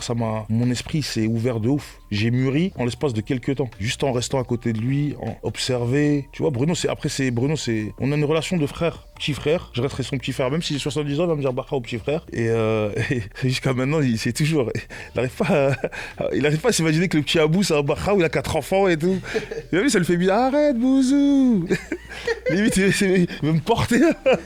Après, je pense que c'est réciproque. Hein. Je lui ai apporté aussi. Peut-être qu'en lui, tu vois, dans... Une fraîcheur, peut-être. Ouais, mais moi, le fait de... Quand tu fais une tournée, t'es là, tu rencontres beaucoup de monde. T'as vu, ça m'a permis de connaître le monde, en fait. Les gens, de savoir qu'il faut bien se comporter. Tu vois, plein de choses. Les petits trucs qu'on n'avait pas. Donc moi, le fait de voir des gens, travailler avec des gens, en plus, je travaille avec le manager à Johnny Hallyday. À l'époque, il m'a présenté direct des pointures, frérot. Moi, je suis dans mon 93, je connais rien. On n'a pas de gens à me remettre travail. On n'a rien. Quand je te dis, on peut manger, alhamdoulilah, on peut dormir. C'est déjà beaucoup. Faut pas demander plus. Donc déjà, tu vois, et Bruno, et moi, toujours, moi, je suis un mec, j'aime bien apprendre. Ça veut dire, moi, toujours, j'observais. Tu vois, je regardais comment Bruno, il fait et tout. Et je pense que ça m'a ouvert au monde, en fait. S'il était pas là, je restais que dans ma cité, tu vois. Malgré que j'étais avec lui, dis-toi que quand j'étais avec lui, mes bagarres, ils m'arrivaient quand même. Alors dis-toi sans que je suis avec lui. Alors même ça, là, le fait de faire des tournées, au moment où tu dis, je suis calme, je prends mon billet tous les mois, je fais des tournées. Donc moi, j'avais ce côté que moi, il y a un côté où, tu vu, quand je suis pas en tort pour moi, ce qui s'est passé avec les Condés. Pourquoi j'ai eu une rage avec les Condés? Là-bas, je suis pas un mec méchant, moi. Je m'en fous de me battre avec les Condés, je me bats même pas avec mes potes. Mais pour avoir le courage de se battre avec la police, ceux qui représentent. Donc vraiment, c'est qu'il y a eu un truc qui m'a blessé ou qui m'a, tu vois. Donc vraiment, c'est parti de là. Et je pense que s'il n'y aurait pas eu Bruno, j'aurais fait peut-être plus de peine ou j'aurais été un jour dans une histoire de ouf. Tu peux pas, la vie, quand t'es trop dans la rue, tu peux pas esquiver les histoires. L'histoire, elle vient à toi. C'est pas parce que tu vends du bédo que demain, tu peux pas tomber pour. Parce que c'est en faisant ces choses-là que ça va t'arriver. Il y a une histoire, un jour, les mecs qui donnent de l'argent, ça arrive, ça tire, boum, t'es là, parce que c'est comme ça. Donc vraiment, ça m'a esquivé plein de choses. J'allais en tourner avec lui, et les seuls trucs que je merdais comme un clochard, c'est de faire des bagarres avec les Condés. Dans mes débuts, je te parle avant que la Bahawa vienne. Et après, un peu de bédo pour s'acheter des peu ça, mais rien de méchant. J'ai fait l'interview de Doc Gynéco l'année dernière, c'était là qu'on s'était vu pour la dernière fois. Très belle interview en tout cas. Franchement, respect à vous. Franchement, ça fait plaisir, je dirais, à l'équipe. Et on a parlé d'un fait qui, pendant longtemps, on va pas dire lui, enfin, on peut dire même peut-être que ça lui a nui, c'est son soutien soutien à Nicolas Sarkozy pendant les élections de 2007, tu vois. On est revenu sur ça parce que ça avait fait beaucoup de bruit, scandale auprès de ses proches, tu vois. J'en ai parlé aussi avec Stomy Bugsy il y a quelques semaines, il y a quelques temps. Et en fait, il y a beaucoup de gens qui lui ont tourné le dos à ce moment-là, tu vois. Moi, j'aimerais connaître... comme si c'était hier. Moi, j'aimerais connaître ta position vis-à-vis de ça parce que t'en as pas beaucoup parlé et en même temps, à ce moment-là, vous êtes grave proches. Lui, il te permet de voir des nouvelles choses. C'est ton grand frère. T'es quelqu'un de loyal, je le sais. Comment, en fait, tu gères ça? Tu vois le grand frère peut-être faire un soutien et tu vois les gens lâcher. Qu'est-ce que... À ce moment-là... Moi, je l'ai mal vécu, moi aussi. Moi, je l'ai mal vécu quand je te dis pas comme lui, parce que c'est pas moi le doc, mais je l'ai mal vécu au niveau des gens de ma cité. Moi, tout le monde dans mon quartier venait, ah bah wesh, ton pote, il lui arrive quoi? Ah là, ma mère laisse tomber le parti avec Sarkozy. Ah non, moi je l'écoute plus. Je dis, les gars, Bruno, s'il était avec lui, mon grand frère, c'est pas pour rien, je pense. T'as compris? Ah non, c'est un bâtard, tout ça. Même des gens, je me suis pris la tête avec eux. Je dis, ah ouais, vous le connaissez pas. Je vais pas le défendre ou quoi, mais voilà. Bruno, il peut s'asseoir avec Sarkozy, comme il peut s'asseoir avec un SDF, comme il peut s'asseoir avec un mec qui a 100 millions d'euros. Bruno, c'est un mec du cœur, que vous n'avez pas peut-être. Moi, Bruno, on va en tourner, il rencontre le SDF dans la rue, il vient, il lui dit, viens dans ma tournée. Ou même le mec, il l'invite, il dit, va chez lui. Je dis, Bruno, on va pas. C'est moi, je lui dis, viens, on y va pas. Je vais leur dire bonjour. Il dit, ma soeur, elle habite là-bas, au 4e étage, il y a 20 minutes de route. Bah, allez, viens, on y va. Si Bruno, il te sent, il y va. C'est même nous, lui dit, vas-y, frérot, tranquille. Il s'en fout, il est de nature peinture, tu vois. Donc vraiment, déjà, avec les mecs de ma cité. Et pourquoi je rigole? Parce que t'as vu, les mecs de ma cité, quand je m'embrouillais avec eux, pour l'UMP, là, à l'époque, là, quand il a fait ça, Bruno, eh ben là, aujourd'hui, ces mêmes mecs de la cité, ils travaillent à la mairie pour un mec qui est UMP à Blanc-Ménil. Et frérot, pour des petits postes, façon de parler, c'est pour pas dénigrer, moi je te parle de Bruno. Donc Bruno, à l'époque, quand il fait ça en 2007, moi je suis en Thaïlande et c'est là qu'il n'y a plus de date. On a eu franchement, et ben c'est là que tous mes bachaos ils arrivent. Parce que quand tu regardes bien, 2007 Sarko, 2007 je suis au resto en Thaïlande, donc moi, chat, je rebondis. Alors, dès que j'ai vu que les tournées c'était mort, je fais mon resto en Thaïlande, je reste jusqu'en 2009. 2009, je vais au Sénégal, je fais ce que j'ai à faire au Sénégal. 2010, je vais au Brésil pendant 3 ans. Et les dates, on a repris avec Bruno, de 2007 jusqu'à 2014, on n'a plus de date. Mais ça n'a rien à voir avec le soutien là, les dates, c'était vraiment juste qu'il n'y avait plus de date. Non, c'est ça qu'a joué. Mais parce que nous on tournait jusqu'en 2007, dès qu'il y a eu l'après Sarko, je me rappelle, plus de concerts. Ben non, plus alors de qu'il demandes. devient président en plus. Ouais, mais plus de demandes niveau musique, mais... Oui, parce qu'il prend un sacré coup niveau image. Image, surtout Gynéco, t'as vu, façon de parler. Et Gynéco, lui, il a rencontré Sarko, je peux pas te dire vraiment comment, mais Bruno, c'est un mec, Sarko, il a dû lui dire, alors, je fais mon truc. Ah ouais, c'est un mec, il est intéressé par tout le monde. Donc lui, il voyait pas le côté de l'impact que ça allait faire sur lui en disant que ouais, mais c'est un trait de Sarko ou je ne sais quoi. T'as compris? Et moi, les gens, je lui disais, t'as vu, je vais pas rentrer dans les détails, mais mon pote Bruno, vous inquiétez pas s'il était avec Sarko. Parce qu'il en avait besoin à ce moment-là et ça s'est très bien passé pour lui. Ouais, c'est ce qu'il dit un peu dans l'interview. Très très bien. Je pense que Sarko, il lui promet des choses. Bien sûr. Tu vois. Donc, s'il l'a fait, c'est qu'il avait ses raisons. Et je pense que même lui, ce qu'il dit, c'est qu'il veut à ce moment-là aider aussi. Parce que tu vois, il veut aider une certaine. Exactement. Il n'est pas que dans peut-être le côté pécunier. Il n'y a pas que ça, non. Je pense qu'il avait ses raisons. Et donc, toi, parce que dans le livre, on arrive peut-être un peu à le comprendre, peut-être c'est pas ça, mais quand t'étais en Thaïlande, tu fais tes trucs, tu as l'air de kiffer ta vie, mais est-ce que c'est pas tu lui en veux, mais tu dis, ah, pourquoi il a fait ça? Parce qu'il n'y a plus de tournée, il n'y a plus de musique. Non, franchement, je lui en veux même pas, Bruno. Bah, tu sais quoi, en plus, moi, c'est dit, quand je le laisse, l'argent il coule à foison, frérot. Bizarrement, c'est-à-dire que j'ai plus de temps. Parce qu'en fait, moi, des fois, je restais en tournée, je voyageais pas parce que je sais que j'avais une date l'autre mois. Là, il n'y avait plus de date. Je pouvais me concentrer sur mon restaurant. C'est là que pendant 6-7 ans, on m'a plus vu, moi. J'étais que entre le Sénégal, le Brésil et la Thaïlande. Je venais en France, vite fait, je fais 2-3 achats. Puis je faisais le mec, d'après moi, j'étais blindé. J'allais à LV, des chaussures à 1200 €, des portefeuilles à 400 €. Juste pour histoire de suivre les gens. T'as compris? Ok. Et du coup, dans le livre, tu racontes un petit peu le narcotrafic, que ça soit au Brésil, que ça soit en Thaïlande, etc. De toute façon, soit les gens le savent déjà, soit ils pourront découvrir ça dans le livre. Et tu parles surtout du fameux dernier coup après j'arrête, tu vois. Ouais, le dernier coup après j'arrête, ouais. Où en fait, il s'avère qu'au Brésil, tu vois, il s'avère que les gens le découvriront, mais ça s'est pas passé comme tu le voulais. Et en fait, ça aboutit à la prison, tu vois, et bien sûr les très connus Libéré Barao. Et en fait, tu te rends compte en lisant que le dernier coup, si jamais il se passe comme toi tu le veux, tu avais comme projet d'aller au Sénégal, d'aller, tu vois, vivre là-bas. Et en fait, je pense qu'il n'y aurait jamais eu l'histoire de Barao, il n'y aurait jamais eu ce qu'on, tu vois. Exactement, mais excuse-moi de te reprendre, le dernier coup c'était en Martinique. Tu pars sur la Martinique parce qu'au Brésil il se passe quelque chose. Ah ok, voilà, ok, donc donc en fait il faut se refaire. Ok, et il faut se refaire, donc je pars là-haut. Voilà, c'est ça. Mais parce qu'en fait, de base, au Brésil, de ce que tu dis dans le livre, c'est que si jamais tu t'arrives, enfin, il se passe bien le coup au Brésil, t'arrêtes, t'as suffisamment d'argent. Déjà. Voilà, déjà t'arrêtais. Et ensuite, tu dis, faut se refaire, il y a la Martinique, si, tu vois. Et en fait, si le Brésil, ça se passe bien, tu me dis si je me trompe, mais peut-être que... il n'y aurait pas eu de Martinique. Peut-être qu'il n'y aurait pas eu de Martinique. Non, il n'y aurait pas eu de Martinique. Donc, pas de prison, donc pas de Barao, donc pas de... Exactement. Donc en fait, peut-être même pas d'interview. Non, mais déjà, s'il n'y avait pas libéré Barra ou tout ça, je serais sur aucun plateau, frérot. Donc c'est vrai, il y a toujours... qui aurait cru que, quand j'étais dans ma cellule en Martinique, j'aurais fait un livre sur tout ce truc-là, tu vois. Donc après, il n'y a rien sans rien. Moi, vraiment là, cette période de ma vie, je me dis, je vais arrêter. Il se passe ce qui se passe au Brésil, comme tu as dit. Il se passe pas comme on le voulait. Après, il y a eu la période où j'arrête un peu après le Brésil. Et je vais pour me refaire le retour gagnant en Martinique. Martinique, j'ai fait 2014 à 2016 mon arrestation. Mais en si peu, j'ai fait plus d'argent que tout le Brésil et le Sénégal en même temps. Personnellement, je te parle de mon pécunier personnel. Je te jure, parce que avant, quand j'étais au Brésil, j'étais avec un associé. C'est-à-dire, on faisait moitié-moitié sur tout ce qui arrive. Il y a 4 kilos, c'est 2 chacun. Il y en a 10, c'est 5-5. Mais là, au Brésil, au Martinique, j'étais indépendant. Je pouvais mettre la somme que je voulais. C'est-à-dire, avec mes potes, toi, t'as assez pour 3, tu mets 3. Toi, t'as assez pour 3, tu mets 3. Moi, si je voulais mettre 7, 10, c'est toi et ton pécunier. Alors, des fois, je mets plus sur le chevaux. L'autre Damien, il met 100, moi, je mets 200, t'as compris? Ça veut dire, là-bas, je te dis, en 2 ans, t'es fou, les millions d'euros, on les a... ça allait trop vite. Et plus pourquoi, je vais dire pourquoi ça allait vite? Parce qu'au Brésil, on mettait que 1 kilo par personne. Oui, donc pour faire 10 kilos, t'as besoin de ramener 10 personnes. Là, on faisait des valises. C'est-à-dire mon petit vieux, là, que j'ai envoyé, qui s'est fait péter à la fin, lui, je lui mettais des 7-8. Des 7-8 normales. En plus, lui, il passait bien. Je t'ai dit, je faisais des castings, moi, après. J'ai arrêté avec les mecs de la cité. Je dis, hey, t'as moins de 50 ans, je te prends pas. Mon casting, faut avoir plus de 50 ans. Tu peux être qui tu veux, je prenais pas derrière. Ça a payé, façon de parler, le vieux. Il a été 3-4 fois, et les 4 fois, il a été gagnant. Le même vieux, je dis, putain, lui, c'est mon cheval gagnant, lui. Quelques voyages là-bas, c'était des sommes astronomiques dans ma poche. Et les trucs du vieux là, avant qu'il se fasse péter, c'était mon dernier coup de là-bas. T'as vu? Là vraiment, j'avais déjà bien.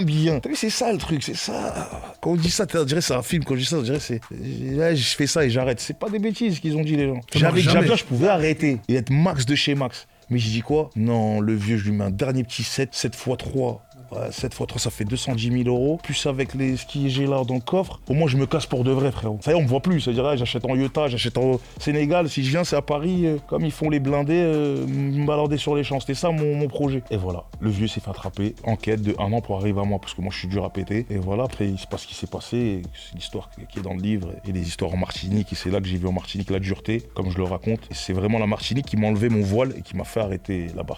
C'est la dureté de la prison. La dureté de là-bas. Tous les gars, moi, que j'ai vus avec moi en prison. Même j'étais en cellule, mon pote, je lui ai dit bonjour, je lui ai dit au revoir à mon pote Samuel Driss. Je lui dis au revoir le mercredi. Vendredi, je mets la télé, Samuel Driss décédé. Tout ça, ça m'a fait des chocs. En plus, je suis en prison, le frérot juste avant. On se checkait, tout ça. Il m'avait dit, ouais, c'est l'Aïd. En plus, c'est même pas musulman. Il m'a dit, je vais offrir un petit mouton à des musulmans, je connais et tout. Il m'avait touché, ouais, tu vois, Samuel Driss, plein de têtes. Et voilà, tu vois. Donc tout ça, j'ai dit, hey, frère, tranquille, Barao, mets un petit frein, occupe-toi de... En plus, mes enfants, on parle pas de ça. Là, on parle... Mon premier fils, il est venu en 2012. Donc avant 2012, il n'y avait pas tout ça. Et moi, ma dernière peine, c'était en 2007. Donc après tout ça, j'étais pas béton en famille. Moi, je suis toujours béton en solo. Je connaissais que la prison, j'ai pas de femme, pas d'enfant. Quand j'ai vu là, avec ma femme et mes enfants, l'impact que ça a fait sur eux aussi, sur tout ça, tu vois. Ils le savaient à ce moment-là parce qu'ils étaient jeunes, que leur papa, il était en prison en Martinique. Que la plus grande. Ouais, les deux petites, non, parce qu'ils avaient 1 an et 2 ans. Et ce jour-là, quand j'ai vu même les images, quand ils m'ont emmené, quand ils ont parlé avec ma maman, t'es fou. Je connais les madames, frérot. En plus, c'est normal. J'ai vu les enfants, ils pleuraient. En plus, t'as vu les condés, ramène une femme pour ta femme pour qu'elle lui parle. Non, madame, calmez-vous. Allez dans la chambre, c'est juste une perquisition. Après, elle lui dit, ouais, mais va aller en Martinique. Elle entend Martinique. T'as vu, sa vie, elle s'est écroulée. Mais moi, les gens, ce qu'ils savent pas, c'est que je me mariais le dimanche avec ma femme. Je me suis fait attraper le mercredi. Notre mariage, c'était le dimanche. Moi, j'étais aux arrivants à Nanterre, je me rappelle, c'était le jour du mariage. Mais comme nous, c'est religieux, peut pas être là, c'est ta représentant de ta famille, t'as vu. Ça veut dire c'est mon frère qui m'a représenté, mon frère qui est aujourd'hui grand pieux, tu vois. C'est lui qui m'a marié, parce que lui, il a fait des études coraniques. T'as vu, en Mauritanie, il est vraiment loin dans ça. Mais dis-toi, imagine ma femme, le choc, quand elle était obligée de faire des sourires. Parce que tu peux pas dire à la famille, ça. Il y a que ma mère qui est au courant, sa mère. Les invités, faut cacher tout ça. Donc dis-toi, moi j'ai pensé à elle le dimanche quand elle devait faire les photos pour paraître bien, parce qu'après elle me l'a dit. Elle m'a dit, j'avais mal, je voulais m'effronder. Pendant tout le mariage, j'y arrivais plus. Mais j'étais obligé de faire semblant. De toute façon, mais après ça va vite, c'est pas un mariage, c'est toute la fête. Donc c'est 1 heure, 2 heures. C'est vraiment le halal, t'as compris, c'est pas... Et à chaque fois qu'ils t'arrêtent la police, toi c'est avant des dates importantes, avant une tournée, avant une grosse soirée à Cannes avec le dog. À chaque fois, c'est tu dis, ah, ça va être lourd après-demain. Ouais. Tac. Bah non. Ça fait encore plus mal, ça. Bah là, il y a le mariage. Tu les as. Le mariage et ma tournée. En fait, je me fais péter le mercredi, je suis à Nanterre en prison le vendredi. Et ben le vendredi, la première consultation, les 20 ans de tournée, elle commence. Première date, à Rissorangis. Et après, le deuxième, c'était Marseille. Bref, on avait signé les 40 dates. Moi, ça faisait 1 mois, j'étais en répétition avec Bruno. On a fait le show de A à Z, carré, comme il doit être, tu vois. Donc le vendredi, je pars pour ma première date. Et le dimanche, je me marie, frère. Donc dis-toi comment je suis dans la cellule. Parle, si tu veux, truc. Parle de quoi? C'est pas moi, frère. Mais juste à l'intérieur de moi, j'ai grave la haine. Et en plus, ils me disent, prends des affaires chaudes. attention parce que tu vas en Martinique. Heureusement qu'ils m'ont dit ça quand même. Et voilà, donc tout ça, ça a été un choc émotionnel. Après, moi, je reste un homme, t'as vu. C'est plus pour la famille. Ouais, Moi, après, tant qu'ils vont bien, elle me dit, ah, dès que j'ai eu madame, elle m'a dit ça va un petit peu. Les enfants, ça va, alhamdoulilah. Vas-y, t'inquiète pas pour moi. Elle m'a dit, non, je vais venir te voir au parloir là-bas. Je dis, jamais de ta vie, tu viens là-bas. Reste là, t'inquiète pas, ça va bien se passer. Personne n'est venu voir au parloir. Non, personne. Non, ils voulaient pourtant, je dis non, laissez-moi, si vraiment je prends une grosse peine, je suis jugé, que vous allez pas me voir 5-10 ans, là, je serai forcé. Tu rencontres aussi là-bas un monsieur qui va être bien connu aussi des réseaux, qui est La Flèche. La Flèche, Donc, tu connaissais brièvement, t'avais vu en On s'était Ile-de-France. croisés, oui, ouais. Mais c'est là-bas où Nico, Ouais, Nico La Flèche. il devient vraiment ton ami. Ah ouais, c'est vrai, exactement. Juste avant que je tombe, on s'était croisés au quartier, comme il a un ami d'enfance à lui, qui a un cousin chez nous à Blanc-Ménil, et on avait fait un barbecue, ce jour-là, il était venu, et peut-être un an après, je le croise à Ducos. Je le croise à Ducos. Je me souviens, moi ça faisait longtemps que j'étais là, ça faisait peut-être 7 mois, 8 mois. Lui venait d'arriver. Parce qu'avant, moi j'étais dans une UV, c'est une UV 0, et lui il arrive ils ont fait un nouveau bâtiment, il l'a inauguré en septembre. Mais moi le directeur, je lui avais dit, directeur, quand tu ouvres la nouvelle prison, mets-moi direct dedans. J'étais mal, là, je suis 600 cellules, je parle pas. J'ai dit, s'il te plaît, mets-moi dans les nouveaux, douche à l'intérieur. Moi dans ma tête, je dis, ça y est, c'est l'hôtel Ibis en Martinique, parce que c'est trop chaud, frérot. J'ai dit, au moins d'avoir celui dans le bâtiment qui va ouvrir. Il me dit, t'inquiète pas, dès qu'il ouvre, t'as ta cellule. C'est-à-dire, j'ai attendu, et il me ramène là-bas en septembre. Et je tourne comme ça. Non, je suis par la fenêtre, je vois un gros Renoir. Tu connais La Flèche, comment il est? Super grand, Je vois que immense. il y a grave des Renoirs là-bas, le truc, mais lui, je vois comme ça. Putain, il me dit quelque chose, ce mec-là. Je me rappelle, je vais en promenade avec mon pote du 13e, et on sort de la promenade, et je vois un mec, t'as vu, il y a un petit carreau comme ça, il est derrière. Et sa porte, elle est fermée. Et nous, on sort de promenade, je le regarde. Je dis, wesh, frérot, je dis, wesh, ça va? Je dis, ta tête, je la connais. Et le rebeu avec moi, il lui dit, je te connais toi aussi. Il dit, t'habites pas dans le 13. Il dit, ouais. Et eux deux, ils parlent. Il dit, ouais, tu connais pas lui? Je dis, même toi, je te connais. Il me dit, ouais, on s'est vu à Blanc-Ménil. Et on parle pareil un truc. Je dis, frérot, tout à l'heure, viens me voir. Je dis, quand t'as fini la promenade, viens me voir, t'inquiète pas. T'as besoin de quoi? Il me dit, t'inquiète, déjà, je te fais ton sac et viens me voir, je t'explique un peu comment ici ça se passe, tu vois. Après, taf, il est venu, je dis, voilà, fais ça, fais ci. Le mercredi, nous on a inscrit à tel truc, il s'est inscrit dans les trucs, je lui ai dit, t'as vu? Je lui dis, ici, frérot, gentil n'a qu'un œil parce qu'ils sont très durs, leur tempérament, t'as vu? Après, La Flèche, il connaît les trucs comme ça, je lui ai dit, t'as vu? Des petits conseils de mec de France qui est là depuis longtemps, te mélange pas avec les trucs, trop avec les gens, tranquille. Il m'a dit, t'inquiète pas, frérot, c'est carré. Je lui ai donné ce que j'avais à donner, voilà, après, on tournait ensemble, on était en promenade ensemble, et on parlait par un petit trou tous les jours. Parce qu'on était en promenade au même moment, mais pas dans le même bâtiment. C'est-à-dire, il y avait un trou où tu peux parler dans le mur. C'est-à-dire, qu'on parlait que par le mur pendant longtemps. Jusqu'à que je suis sorti. T'as vu, je suis parti que le voir lui. Je dis, frérot, je vais te dire un truc, je le dis qu'à toi. Après demain, je pars en ville, pas sorti. On m'a transféré. Change de prison. Comme si, pour te dire, tellement dans mon cœur, c'est comme si je sortais. C'est un truc de fou. Je dis, mais non, on me dit, je suis content pour toi, mon frère. Je dis, frérot, voilà, j'étais fou là. Je revis le parloir. Les habits sentent bon. Villepinte. La France, la métropolitaine. Oh là, j'ai dit non. J'étais trop content, mais je le garde intérieur. Moi, j'ai dit à personne. Que lui, j'ai dit, je pars demain. Et voilà, après, ils m'ont transféré. J'ai fini ma peine à Villepinte. J'ai laissé là-bas le frérot. Après, il a tourné encore une pige. Et voilà, après, il était que avec des bons gars de là-bas. Tous mes gars de là-bas, non. Tout le temps, il me parle de La Flèche. C'est un bon. Non, là-bas, franchement, respect. C'est là que c'est de l'amitié. Il est dans le même profil que toi. Tu vois, pareil, tu vois un grand Renoir immense, mais super humble, gentil. Humble de ouf. La Flèche, c'est une crème. Voilà, c'est un bon gars. Tu dis même pas qu'il a eu aussi ce vécu, parce que déjà, il en parle beaucoup moins, tu vois, et que tu penses même pas à tout ça quand tu vois La Flèche. Il a de valeur. T'as vu, vraiment. Les gens, quand ils le voient, ils regardent ses snaps et tout. Lui, il y a rien de. C'est sa vie, les nature peinture. Les trucs d'aller dans la forêt, de faire à manger, ça fait des années qu'il fait ça. C'est pas pour Internet qu'il le fait. Il a toujours été, il aime bien le calme, son truc. T'as vu? Les choses simples. Les choses simples. Voilà, La Flèche, je peux pas l'acheter. Combien de fois j'ai été le voir, je lui dis, frère, tiens, il y a des contrats à temps. Le mec, il te veut pourtant. Il me dit, aussi, je fais ça avec le cœur. L'argent, je m'en fous. Tu fais bien. Frérot, je dis, mais il me dit, frérot, t'inquiète pas. Il est vraiment pas dans ça. Tu peux pas l'acheter vraiment. Je te le dis, non, mais je respecte ça. C'est pas tout le monde. C'est ça, je crois qu'il a même pas de TikTok et il autorise les gens à reprendre ses trucs, ça, faire de l'argent dessus. Il a même pas d'internet. Non, il a pas internet. Lui, il fait des partages de connexion. Il veut pas d'internet. C'est-à-dire, dès qu'il va te croiser, toi, ton pote, il va dire, fais-moi mon partage de connexion. Et là, il met tous ses posts à Snap. Après, il se déconnecte. Jamais tu peux l'appeler La Flèche, il répond sur Snap comme ça. Tu verras jamais votre appel est en cours ou le truc. Il veut cette vie-là. Il veut être décalé de tout ça. Et ben, c'est pour ça que j'apprécie et je respecte. C'est un bon respect à La Flèche, mon gars. C'est très très beau. Et justement, après la Martinique et Villepinte, justement là, comme tu l'as dit dans l'interview, ton voile se lève et tu dis que tu veux tout arrêter. Et t'en parles dans le livre, tu tombes au plus bas financièrement. Parce que du coup, il te reste plus rien. Tu veux même plus utiliser, peut-être, je sais pas si il te reste, mais tu veux plus utiliser cet argent sale, tu vois, tu veux vraiment retrouver ce calme. Comment on fait pour, entre guillemets, se relancer financièrement quand, en plus, toi, t'as pas forcément de formation, de diplôme, etc. Donc, comment tu fais à ce moment-là pour te relancer financièrement? Après, moi, en même temps que je suis en prison, il y a le Libéré Bachaou de Fianso. Oui. Donc, ça me donne goût à la musique.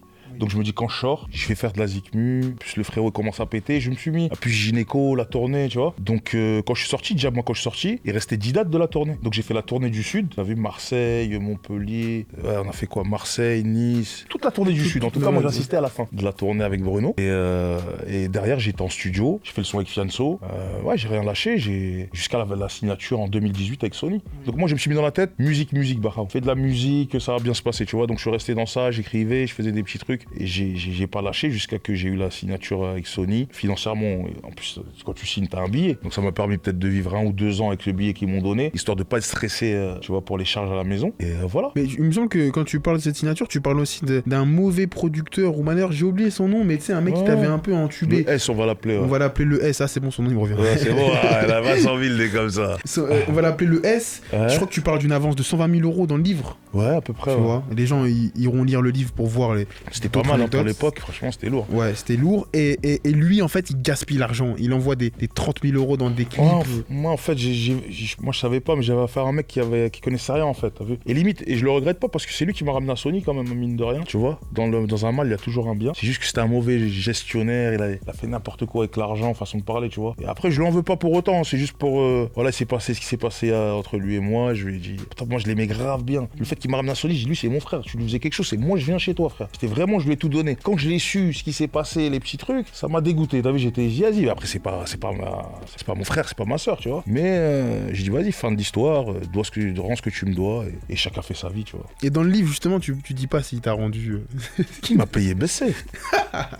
Mais t'es obligé, frère. Ouais. Non, il me devait quelque chose, il m'a payé. Non, mais je te mets sans rigoler, je te dis la vérité. Moi, je sors de prison, j'essaie de me refaire. J'apprends que tu voles des sous dans mon contrat. À moi qui essaie de me refaire. Je dis, moi, je connais pas les trucs de musique, frère. Moi, écoute-moi, tel jour, t'as pas mes sous, moi, je vais venir chez toi. Mon pote, il m'a dit, frérot, c'est pas la rue, là, t'as un, c'est des trucs de maison. J'ai dit, moi, je connais pas, frérot. Moi, c'est mon trouble ce que tu m'as pris. Ramène-moi mes sous avant que ça va loin. Il m'a dit, bah, j'ai pas de problème, tiens ton virement. Au revoir, c'est tout. Il m'a dit, ouais, derrière, j'espère que tu vas pas revenir. J'ai dit, tu crois que je suis un mec, je vais te faire du chantage ou quoi? Tu me dois tant, rends-moi tant. J'ai même pas mis de taxes dedans. Il y en a, ils auraient mis des taxes. Non, tu me dois tant, t'es une mauvaise personne au final. On aurait pu faire de grandes choses ensemble, mais tu voles l'argent d'un mec qui veut se refaire. T'es là, ouais, bah, mon frère, on va tout niquer, nanani. Et à la fin, j'entends, tu prends des sommes comme ça. Des sommes qu'avant, je les claquais pour 2 semaines de vacances. Et comment tu l'apprends justement, en plus que. T'inquiète pas, enquête, frérot. Après, j'ai mes petits trucs. On a fait les comptes, on a vu qu'il manquait tant. On lui a dit, ils sont où? Ah, t'es comme ça, toi? Ton petit prénom tout beau gosse? Le S. Oh, quand? C'est vrai que c'est un truc qui est revenu. Par exemple, je pense à un artiste comme Kobalade qui a parlé de ça aussi, tu vois, de son entourage. Bah pareil, sur Click, il avait raconté que son manager, il avait escroqué de plusieurs milliers d'euros, etc. Je t'enverrai le lien au pire. Et c'est un truc qui revient malheureusement parfois dans la musique, le mauvais entourage, tu vois. Beaucoup, moi j'en ai entendu, ouais. J'avais pas entendu pour Koba, mais j'ai entendu plein de gens. Ouais, sur plein de gens.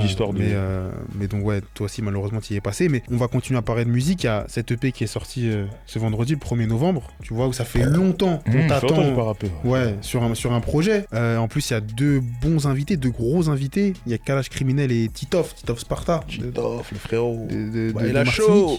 J'aimerais que tu me parles un petit peu, voilà, de la conception de l'EP, parce que t'étais sur le livre, t'étais aussi sur cette EP là. J'aimerais que tu me parles un petit peu des attentes que t'as vis-à-vis de cette EP, parce que toi-même tu l'as dit tout à l'heure dans l'interview, t'as pas 100 millions de fans, mais t'as quand même une base solide qui t'attend et qui veut juste que tu me parles un petit peu de cette EP et de la conception. On en a parlé brièvement, mais tu vois, tu me parles un petit peu. En combien de temps tu l'as fait? Parce qu'il n'y a pas beaucoup de sons, mais en combien de temps tu l'as fait? J'ai commencé en décembre. Ouais, j'ai dû faire peut-être 15-20 sons. On a choisi 9 dedans. Et il s'appelle Promenade Premier Tour. En fait, moi, je parle pas en chiffres. Moi, je suis là pour le public, leur donner un peu goût à Bahra. Ça fait longtemps qu'ils m'ont pas entendu rapper, donc savoir ce que je fais depuis. Il y a de la fraîcheur. Je sais pas si t'as pu écouter les derniers sons que j'ai sortis. Sur Insta. Voilà, j'ai fait sur Insta, pour mes frères. Ouais, les clips sur Insta, ils sont disponibles sur les plateformes. J'ai fait Bahra Gang, là, pour mes frères. J'ai fait le freestyle DVM. Normalement, si tu me connais d'avant, tu sens un peu après les nouveaux découvrir. Mais les anciens, la plupart que je stream, du Bahra, là, on sent que t'es en paix avec toi-même. Au moment où j'avais sorti l'autre album, j'étais encore dans mes trucs, pas jugé, je prends 4 ans. Là, il y avait plein de trucs. Il faut être stable un peu pour que tu le sentes. Là, je suis plus reposé, plus apaisé. Et ça se ressent, je pense, dans mes sons et dans ma vie au quotidien, tu vois. Donc ce EP, là, franchement, c'est comme je t'ai dit, c'est une balade, une promenade. C'est un peu, j'ai mis en musique les images que je vous donner un peu sur les interviews, quoi. Et j'ai travaillé avec Kurch de Rap Elite, les frérots qui m'accompagnent toujours. Gros big up à Kurch. Big up, au studio Suterkan, ou on dit Suterkan, avec de la musique. Et tout le petit entourage. Tom, la petite équipe, on a une petite équipe Baha, on est 5-6 et on bosse à mort entre nous. Ok, et d'ailleurs, en plus, tu m'as fait penser à quelque chose, c'est que dans l'interview avec le Sherman, tu dis qu'en septembre, tu avais reçu une convocation de la police parce qu'il te disait qu'il restait... 18 mois, ouais. Et qu'est-ce qui s'est passé du coup Mais là, j'attends toujours. La justice, ça met du temps. Ils m'ont convoqué au mois d'août. Moi, j'étais pas là, j'étais en vacances, donc je leur ai envoyé un recommandé pour leur expliquer que je suis pas là. Ils m'ont dit, y a pas de souci, on vous reconvoque. Comme ça change de tribunal, ça met du temps la justice. Ils peuvent m'appeler demain, frérot. Donc si demain ils m'appellent, comme je dis, tu regardes le livre, il y a de l'ombre, il y a de la lumière. J'ai encore un pied dedans, un pied dehors. Donc c'est ça l'idée de... Voilà, Baha sera vraiment libéré, si Dieu veut, quand j'aurai fini mes 18 mois de bracelet. Donc voilà, là c'est... Mais ça c'est une affaire, je paye l'affaire de 2017. Hein. Donc c'est comme ça, la justice qui met du temps, sinon je suis libre depuis. Donc voilà. Donc en tout cas, tu es sûr que ce sera du bracelet, ça sera pas... Ah je sais pas, non ça je peux pas savoir. Je suis pressé de payer, d'en finir. Comme je dis là, Baha, je suis blanc, bleu. Ça y est, c'est bon, t'as plus rien. S'ils mettent un bracelet, merci madame la juge, merci monsieur le juge. S'ils considèrent que j'ai pas droit à un bracelet, ben j'irai faire ma peine, mais au moins je suis en paix avec moi-même. Voilà, c'est juste pour les enfants, c'est relou, pour soi-même aussi. Être dans une cage enfermée, c'est pas les snaps que vous voyez des gens. Hein. Oh, je suis en prison, j'ai des pâtisseries, arrêtez, là, c'est que du bluff. Hein, voilà. Vas-y, reste 22h24 enfermé, et vas-y. Parce que là, je vois un peu plein de choses. Je vois beaucoup aussi, moi, sur Snap. Hein, je vois beaucoup de choses, on dirait, ils vont tous à Dubaï de la prison. C'est un mini Dubaï dans la prison. L'autre, c'est normal, les gens, ils font ce qu'ils ont à faire, mais là, on dirait, c'est comme s'il y en a, je sais qu'il y a des jeunes, c'est Béaloul, qui là, se disent, oh, faut que j'aille en prison pour voir comment c'est. Je te jure que par rapport à ça, ça influence. Parce qu'il voit son pote, il est là, il snap, oh là, ça fume. Frérot, quand t'es jeune, t'es vite influençable. Je te dis, moi-même, peut-être, si j'aurais été jeune, j'aurais dit, attends, peut-être cette prison, faut que je vois comment c'est par bêtise. Arrêtez de passer ce message. Après, si je peux vous dire, hein, c'est de la conne. Quand je te parle, voilà, tu peux filmer ta cellule, tes petits beaux gâteaux et tout, mais arrêtez de faire croire que la prison c'est tout beau tout rose. Hein. Quand vous allez là-bas, vous allez retrouver avec des gens, t'as pas ton équipe, tu vas comprendre c'est quoi les bails. Hein. C'est toi et moi, c'est pour ça la Martinique. J'étais tout seul là-bas, personne n'y pouvait me sauver. Hein. Quand t'es dans les prisons loin de chez toi, là on voit si t'es un homme ou si t'es là, ouais, je vais appeler le mec de ma cité. Appelle le mec de ta cité en Guadeloupe, tu vas voir. Appelle-le à Rio, comme je t'ai dit. On va voir, messagerie directe, voilà, et il aura raison. Bah du coup, comme on t'a dit, t'as malheureusement cette peine de 18 mois qui te reste, tu vois, où la justice doit te convoquer. On espère pour toi qu'elle sera sous bracelet, mais elle peut l'être malheureusement sous les barreaux. Décider, c'est pas nous. Qu'est-ce qui, à ton avis, pourrait faire qu'elle se passe à l'ombre et pas sous bracelet? Qu'est-ce qui peut faire qu'elle se passe finalement en prison? Ça, pour un bracelet, chaque personne est individuelle. Donc si tu travailles, t'as des enfants, t'as des garanties de travail, de maison, que t'es un mec, que t'es bien inséré, t'as vu. Donc c'est tout ça qui joue et aussi ton casier. Donc moi c'est pour ça que je t'ai dit, je peux pas me prononcer. J'ai normalement de quoi faire un bracelet, mais le juge reste le juge. Donc vraiment c'est à lui de savoir, monsieur, bon ok, on vous met pas, peut-être tu fais de la musique, t'as pas des horaires fixes. Il y a plein de choses qui peuvent faire que voilà. Et là il va avoir le livre normalement. Hein, il va avoir le livre, il va avoir Baha auteur. On va tout ramener, nous franchement, on est très bien insérés. Hein. Ouais. Moi, les juges, quand ils voient tourner avec le gynéco, ils voient le livre, album, ils disent non, le monsieur, il est là. Donc je pense, voilà, si je fais pas de entre temps, de toute façon, j'ai pas de raison, y a pas de raison, tu vois. Et donc voilà, j'attends, dès qu'ils me convoqueront, je vais ramener ça, tout ce que j'ai entre les mains, les tourner, parce que je fais au moins 3-4 dates avec Bruno chaque mois. Non, franchement, j'ai un bon petit CV depuis que je suis sorti là. Franchement, la juge, elle va dire, monsieur, la réinsertion, si je suis pas la preuve d'une petite réinsertion, je vois pas qui. Ouais, parce que ça, c'est vrai que tu l'as dit, ça date de 2017. 2017 jusqu'à maintenant, j'ai que bossé. Donc c'est il y a 7 ans. J'ai pas été une fois en garde à vue, j'ai fait rien du tout, je suis blanc-bleu, je fais des dates, j'essaie de m'en sortir, j'investis sur moi-même, j'ai ouvert Baha Musique, je me suis marié. J'aime bien dire madame la juge, c'est une dame pour moi. Ouais.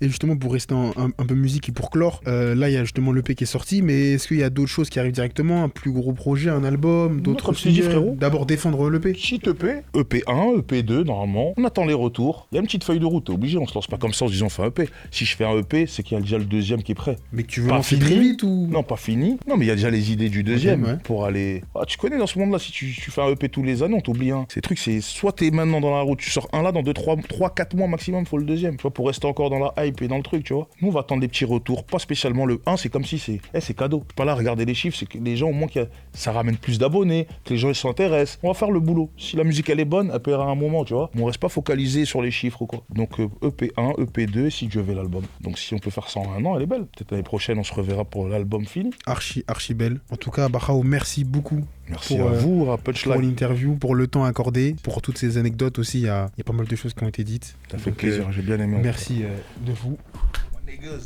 Merci mon gars, en tout Merci cas. à Merci à tous. vous, merci à l'équipe, allez aux équipes derrière. C'est vrai aussi, on les Parce oublie que pas. Gros on est taf, jamais parce que je solo. te dis, regarde, tout ce décor, il a pas été fait tout seul. Hein. Non, j'ai vu, Il y a à eu des Rappelstein, gens ils sont là cette année. bosser, Hein. hein. Et ouais, Ah maintenant, on est oui, revenu tu vas équipés. riche, hein. Avec Ah, c'est bien en Propulse, tout cas. aussi C'est Propulse qui est derrière, qui est derrière tout ça. Ouais, c'est bien. Ces beaux fauteuils, le C'est petit bien, coussin l'évolution. derrière, Ah, tu vois aussi. T'es fou, je te C'est du bien, lui. Et tout à l'heure, on m'a fait un petit massage, là, un petit maquillage. Ouais. Ah frérot, je voulais dormir. Ouah, la maquilleuse, merci, un gros bisou. à la J'allais dire maquilleuse. massage, moi j'ai pas eu de massage. Non, je connais, je suis en Ouais, Thaïlande encore dans ouais. ma tête. Non, mais elle m'a fait un maquillage. Oui, maquillage. Je ferme mes yeux. Oui, il était Putain, doux. j'aimerais bien que c'était 3-4 heures en fait. Parce que j'ai fait le mec au début, mais moi un petit peu. Non, moi aussi. Ah, moi c'était aussi. goûtu Non, en c'est tout vrai cas. que C'est carré ici, C'est moi cool. j'aime beaucoup. Moi aussi. En tout cas. Bah, merci encore. Merci à tous. À la Merci à prochaine. toi. Yes,